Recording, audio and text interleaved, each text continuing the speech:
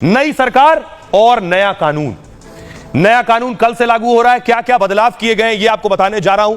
कहां कहां और कैसे आप एफआईआर करा सकते हैं, कैसे तेजी आएगी अब सजाओं में, बहुत सी चीजों में बदलाव आने वाले हैं। नए कानून में देखिए जरा, देश भर में 3 नए कानून लागू हो जाएंगे। 3 इन कानूनों को सरकार ने 2023 में पास किया था, लेकिन 1 जुलाई से लागू करने का फैसला किया गया है। इसमें इंडियन पेनल कोड, जिसे आप आईपीसी के नाम से जानते थे, उसका नाम अब भारतीय न्याय संहिता यानी बीएनएस होगा। जिसे आप क्रिमिनल प्रोसीजर कोड यानी सीआरपीसी के नाम से जानते थे, उसका नाम अब भारतीय नागरिक सुरक्षित संहिता यानी बीएनएसएस होगा। इंडियन एविडेंस एक्ट, जो अब तक आप आईईए के नाम से जाना जाता था, अब उसका नाम भारतीय साक्ष्य अधिनियम यानी बीएसए होगा। अब बदलाव क्या हुए? तीनों पुराने कानून अंग्रेजों के जमाने में बनाए गए थे, जिन्हें बदलने की मांग बरसों से की जा रही थी। नए कानूनों को प्रोग्रेसिव बताया जा रहा है। सबसे पहले देखिए अब क्या होगा एफआईआर कराने में। 0 एफआईआर। अब किसी भी थाने में आपकी एफआईआर दर्ज होगी, कहीं भी किसी भी जगह कहीं भी आप एफआईआर करा दीजिए, बाद में अपराध वाले क्षेत्र में उसको ट्रांसफर करा दिया जाएगा। दूसरा, ऑनलाइन एफआईआर। ऑनलाइन एफआईआर भी दर्ज कराई जा सकती है। अब पहले कानून में इसका प्रावधान नहीं था, अब कानून में प्रावधान है। ऑनलाइन केस होंगे। 2027 तक सभी कोर्ट ऑनलाइन हो जाएंगे। केस का जो स्टेटस है वो भी आप ऑनलाइन देख सकेंगे। अभी भी देख सकते हैं, लेकिन हर जगह का नहीं। एसएमएस से आपको समन भेजा जा सकेगा। समन के लिए एसएमएस का इस्तेमाल होगा। पहले कानून में इसका कोई जिक्र नहीं था। चार्जशीट, 90 दिन में चार्जशीट दाखिल करना अनिवार्य होगा, वो अभी भी है, लेकिन स्पेशल केस में 180 दिन में चार्जशीट जरूरी है। गंभीर अपराध 14 दिन में जांच हर हाल से पूरी करनी होगी। रेप पीड़िता की रिपोर्ट 7 दिन में आएगी। गंभीर अपराध में फॉरेंसिक जांच जरूरी होगी। 7 साल की सजा वाले अपराध गंभीर अपराध की श्रेणी में आएंगे। 7 साल और उससे ऊपर कि जिनमें सजाएं वो गंभीर अपराध माने जाएंगे। 45 दिन में फैसला।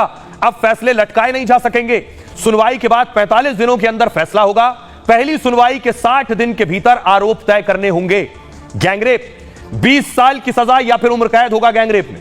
नाबालिग से गैंगरेप पर मौत की सजा भी है।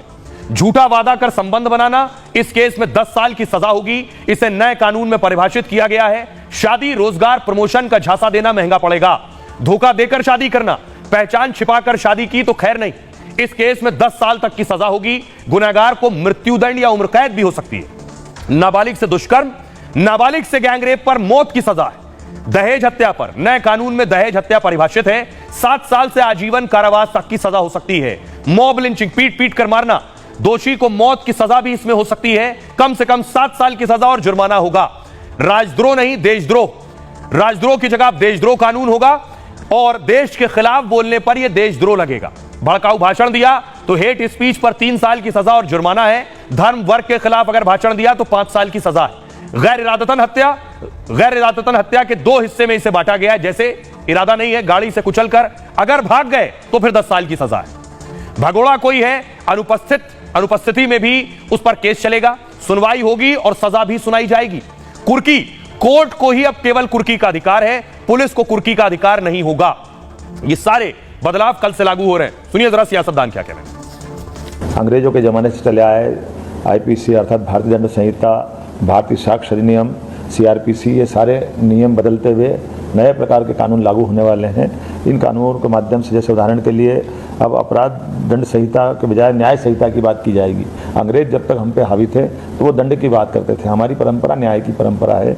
यशस्वी प्रधानमंत्री के नेतृत्व में ये तीनों कानून पूरे देशवासियों के लिए अपने उनके जीवन में अंगीकार होंगे और उससे सुविधा मिलेगी। पहली बार इंडियन सॉवरेनिटी के तहत हर एक भारतीय के लिए बहुत ही गर्व की बात है कि जो हमारे दिमाग में जो डीकोलोनाइजेशन रहा है, एक ब्रिटिश रूल का जो एक कॉन्टेक्स्ट रहा है और एक उसका जो कॉम्प्लेक्स हमारे में रहा है, उससे हमें आज़ादी दी जा रही है। तो ये बहुत ही शुभ दिन है, ज़रूरी दिन है। जो गृह मंत्रालय ने और कानून मंत्रालय ने बहुत शोध करके ये बदलाव किया है, हम सब इसका वेलकम करते हैं और इससे आने वाले समय में क्रिमिनल जस्टिस सिस्टम के अंदर और प्रपक्ता आएगी और जल्दी से लोगों को इंसाफ मिलेगा। आइए एक और खबर आपको बताने जा रहा हूं। अच्छी खबर है, देश को नए आर्मी चीफ मिल गए। सेना के नए कमांडर उपेंद्र द्विवेदी साहब, तस्वीर में आपको दिखाऊं, ये आप देख रहे हैं जिस वक्त पुराने आर्मी चीफ नए आर्मी चीफ को पद ग्रहण कराते हैं, यानी सेना प्रमुख का। अगली तस्वीर देखिए जरा, आर्मी चीफ को मनोज पांडे साहब को गार्ड ऑफ ऑनर दिया गया। पूर्व आर्मी चीफ को फुल स्क्रीन लीजिए जरा और देखिए किस तरह से विदाई समारोह का हिस्सा होता है।